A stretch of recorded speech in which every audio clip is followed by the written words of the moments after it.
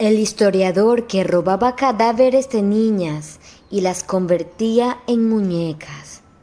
Si quieres saber más sobre el fabricante de muñecas, ven y sumérgete en este mar paranormal. Anatoly Moskiv nació el 1 de septiembre de 1966. Era un hombre muy culto, filólogo, lingüista e historiador ruso. Se graduó en filología en la Universidad Estatal de Moscú y tenía un gran interés por la lingüística y los idiomas. Hablaba un total de 13 idiomas. Era denominado necropolista, pues era considerado un experto en cementerios locales en la región. Esto porque desde muy temprana edad comenzó a explorar los cementerios.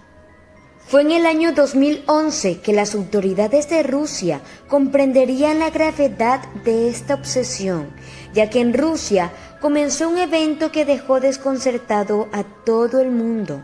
Lo que señalaron como vandalismo en los cementerios ya era un tema que no podían controlar, ya que las tumbas de todas las niñas eran saqueadas. Para poder resolver el problema, las autoridades se contactaron con el profesor Anatoly Moskiv, doctor en estudios celtas y especialista en cementerios locales.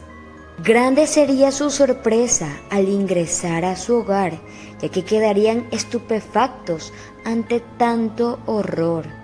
Frente a ellos se encontraban los cadáveres de 26 niñas, a las que el hombre las había convertido en muñecas, y en medio de sus pertenencias se encontraba un escrito que explicaba cómo convertir a una niña fallecida en una muñeca. El hombre convivió con aquellos cuerpos sin vida, llegando incluso a conversar con ellas. Les cantaba, contaba de su día a día, las mimaba, alimentaba, les hacía ver televisión e incluso les celebraba su cumpleaños. Expresó sentir una pena profunda por los cuerpos sin vida, manteniendo la esperanza de poder regresarlas a través de la ciencia y de la magia negra. Este hombre había sido el responsable de saquear 160 tumbas, de las cuales se encontraban restos dentro de su hogar. Pero ¿cómo operaba este hombre que todavía vivía con sus padres? Durante los viajes de sus padres en el verano, él aprovechaba para conseguir sus muñecas al profanar tumbas de niñas fallecidas. Las vestía, maquillaba y les daba el aspecto perfecto de una muñeca. A sus 45 años seguía viviendo con sus padres, los cuales siempre se sintieron incómodos con la presencia de aquellas muñecas, pero jamás imaginaron una situación tan horrorosa. Los rostros de las niñas eran tapados por una máscara de cera, para así ocultar los restos óseos. Después de maquillarlas, les introducía una caja de música en su pecho, para simular así el sonido de un juguete, pues hablaba con ellas y también jugaba a la hora del té. Confesó no tener ningún interés ni contacto sexual con aquellos cadáveres, más bien las veía como hijas propias. Con el tiempo, el hombre contó su historia y también cómo inició este oscuro camino. Comentó que cuando tenía 12 años lo obligaron a asistir a un funeral de una niña de su escuela. Aquí un familiar le obligó a besar la frente de la difunta niña y no conforme con esto, la madre de la niña fallecida hizo un gesto de casamiento entre él y la niña al colocarles a cada uno un anillo de matrimonio. Esto justamente antes de enterrar el cuerpo de la menor.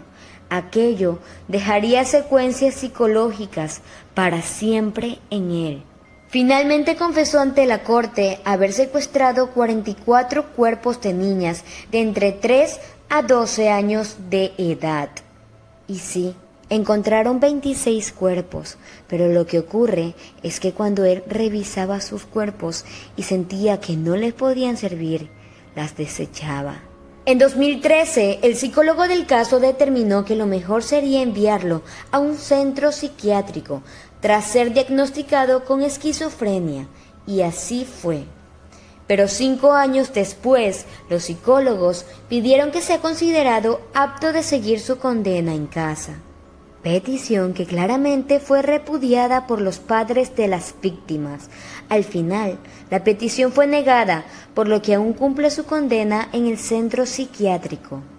El hombre jamás ofreció una disculpa, jamás dio una palabra de arrepentimiento. Nunca se escuchó de su boca decir un perdón. Nunca se escuchó alguna disculpa a los padres de estas niñas cuyos cuerpos fueron profanados sin piedad alguna.